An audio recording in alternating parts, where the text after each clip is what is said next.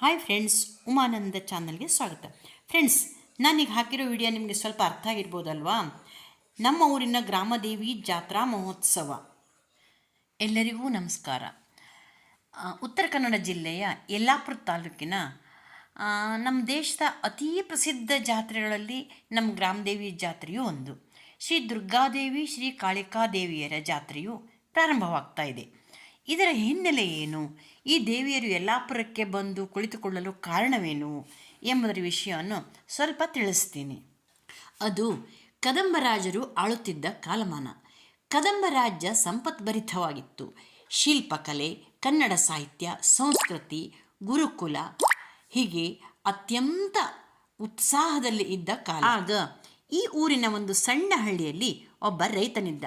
ಅವನು ಉಳುಮೆ ಮಾಡಿ ಮುಗಿಸಿ ಮನೆಗೆ ಹೋಗಬೇಕೆನ್ನುವಷ್ಟರಲ್ಲಿ ದೂರದಲ್ಲಿ ಒಂದು ಮರದ ಕೆಳಗೆ 2 ಪುಟ್ಟ ಮೂರ್ತಿಗಳು ಕಾಣುತ್ತವೆ. ಅದೇನಪ್ಪ ಎನ್ನುತ್ತಾ ಅವನು ಹತ್ತಿರ ಹೋಗಿ ನೋಡಿದ. ಅಲ್ಲಿ ಇದ್ದದ್ದು 2 ಮೂರ್ತಿಗಳು. ಅದನ್ನು ಎತ್ತಿಕೊಂಡು ಮನೆಗೆ ಹೋದರೆ ಅಲ್ಲಿ ಅವನ ಮಕ್ಕಳು ಅದನ್ನು ತೆಗೆದುಕೊಂಡು ಆಟವಾಡಲು ಶುರು ಮಾಡಿದರು.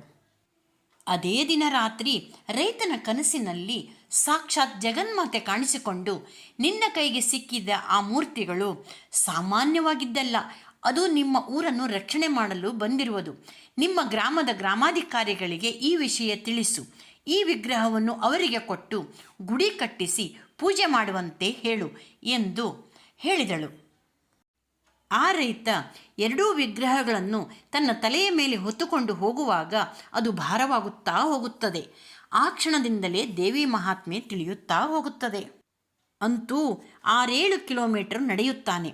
ಭಾರ ತಾಳಲಾರದೆ ವಿಗ್ರಹವನ್ನು ಕೆಳಗಿಳಿಸಿದ. ಮುಂದೆ ಗ್ರಾಮಾಧಿಕಾರಿಗಳಿಗೆ ಒಪ್ಪಿಸಿದ. ನಡೆದದ್ದನ್ನೆಲ್ಲವನ್ನು ಹೇಳುತ್ತಾನೆ.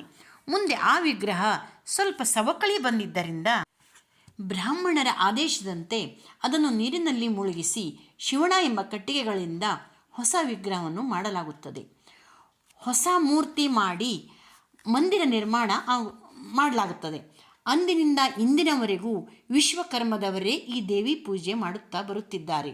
ದಿನ ಕಳೆದಂತೆಲ್ಲ ದೇವಸ್ಥಾನಕ್ಕೆ ಭಕ್ತಾದಿಗಳು ತನು ಮನ ಧನಗಳಿಂದ ದೇವಸ್ಥಾನವನ್ನು ಅಭಿವೃದ್ಧಿ ಮಾಡುತ್ತಾ ಹೋಗುತ್ತಾರೆ.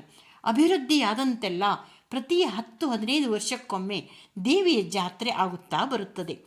ಈ ದೇವಿಯಲ್ಲಿ ಹರಕೆ ಹೊತ್ತ ಎಲ್ಲ ಬಯಕೆಗಳು ಜಾತಿ ಧರ್ಮ ಮತ ಭೇದವಿಲ್ಲದೆ ಈಡೇರುತ್ತಾ ಬರುತ್ತದೆ. ಇದರಿಂದ ಕಾಲಾಂತರದಲ್ಲಿ ವರ್ಷವಿಡೀ ವಿವಿಧ ಉತ್ಸವಗಳು ನಡೆಯುತ್ತಿರುತ್ತವೆ.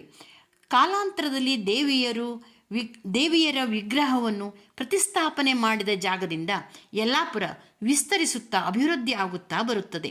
ಈಗಲೂ ಯಲ್ಲಾಪುರಕ್ಕೆ ಶ್ರೀದೇವಿಯರ ಅಭಯಹಸ್ತವಾಗಿದೆ, ರಕ್ಷೆಯಾಗಿದೆ. ಅಂದಹಾಗೆ ಶ್ರೀದೇವಿಯರ ವಿಗ್ರಹವು ದೊರೆತ ಸ್ಥಳವೇ ನಾರಾಯಣಗೆರೆ ಆಗಿದೆ. ಯಲ್ಲಾಪುರದಿಂದ ಹುಬ್ಬಳ್ಳಿ ರೋಡಿಗೆ ಹೋಗುವಾಗ ಸುಮಾರು 7 ಕಿಲೋಮೀಟರ್ ನಡೆದರೆ ನಿಮಗೆ ಹಳಿಯಾಳ್ ಕ್ರಾಸ್ ಸಿಗುತ್ತೆ. ಆ ಹಳಿಯಾಳ್ ಕ್ರಾಸಿಂದ ಮತ್ತೆ 3 ಕಿಲೋಮೀಟರ್ ಹೋದರೆ ನಾರಾಯಣಗೆರೆ ಸಿಗುತ್ತದೆ. ಯಲ್ಲಾಪುರದ ಜಾತ್ರೆಗೆ ಬರುವ ಭಕ್ತಾದಿಗಳು ಆ ಜಾಗವನ್ನು ನೋಡಲು ಹೋಗುತ್ತಾರೆ. ಈಗ ಪ್ರತಿ 3 ವರ್ಷಕ್ಕೊಮ್ಮೆ ಜಾತ್ರೆ ನಡೆಯುತ್ತದೆ. ದೇಶ ವಿದೇಶಗಳಿಂದ ಲಕ್ಷಾಂತರ ಭಕ್ತಾದಿಗಳು ಬಂದು ಜಾತ್ರಾ ಉತ್ಸವದಲ್ಲಿ ಪಾಲ್ಗೊಳ್ಳುತ್ತಿದ್ದಾರೆ. ಈ ಜಾತ್ರಾ ಉತ್ಸವವು ಬಣ್ಣ ಬಣ್ಣದ ದೀಪಾಲಂಕಾರಗಳಿಂದ ಕಂಗೊಳಿಸುತ್ತದೆ. ನಾನು ಇಷ್ಟೆಲ್ಲ ಯಾಕೆ ಹೇಳ್ತಾ ಇದ್ದೀನಿ ಅಂತ ಗೊತ್ತಾಯ್ತಾ? ನಾಳೆ 11ನೇ ತಾರೀಕು 11/2/2026 ಯಲ್ಲಾಪುರದಲ್ಲಿ ಜಾತ್ರಾ ಮಹೋತ್ಸವ 9 ದಿನ ನಡೆಯುತ್ತೆ. ಈಗ 3 ವರ್ಷಕ್ಕೊಮ್ಮೆ ನಡೀತಾ ಇದೆ. ನೀವು ನಿಮ್ಮ ಕುಟುಂಬ ಸಮೇತವಾಗಿ ಬಂದು ಆ ದೇವಿಯ ಕೃಪೆಗೆ ಪಾತ್ರರಾಗಿರಿ. ಫ್ರೆಂಡ್ಸ್, ಇನ್ನೂ ಯಾರು ನನ್ನ ಚಾನಲ್ ಸಬ್ಸ್ಕ್ರೈಬ್ ಮಾಡ್ಕೊಂಡಿಲ್ಲ, ಸಬ್ಸ್ಕ್ರೈಬ್ ಮಾಡಿರಿ, ಶೇರ್ ಮಾಡಿರಿ, ಆಲಂತ ಬೆಲ್ ಐಕನ್ ಬಾರಿಸ್ರಿ, ಕಮೆಂಟ್ ಕೊಡ್ರಿ. 2 ದೇವಿಯರನ್ನು ಕಣ್ತುಂಬ ನೋಡಿ ಆಶೀರ್ವಾದ ಪಡೆಯೋಣ.